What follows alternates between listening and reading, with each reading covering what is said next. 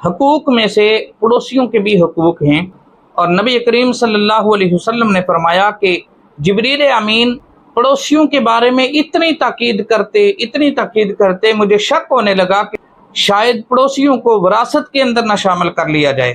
ایک اور جگہ پر ارشاد فرمایا کہ جو شخص اللہ اور قیامت کے اوپر ایمان رکھتا ہے اسے چاہیے کہ وہ اپنے پڑوسی کی عزت کرے۔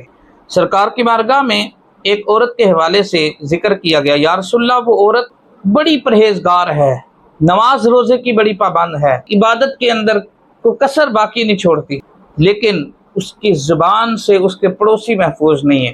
آقا کریم صلی اللہ علیہ وسلم نے فرمایا وہ عورت جنت میں نہیں جائے گی۔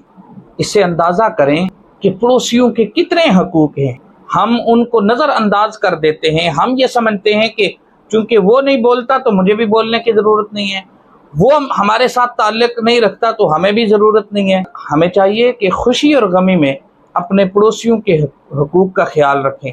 نبی کریم صلی اللہ علیہ وسلم نے ارشاد فرمایا جس شخص کے شر سے اس کا پڑوسی محفوظ نہ رہا وہ جنت میں نہیں جائے گا۔ حضرات، ہمیں اپنے ارد گرد ماحول کا خیال رکھنا چاہیے، اپنے پڑوس کا خیال رکھنا چاہیے۔ ایک روایت میں آتا ہے، کسی نے پوچھا یا رسول اللہ صلی اللہ علیہ وسلم ہمارے پڑوس کے اندر کون کون لوگ شامل ہیں؟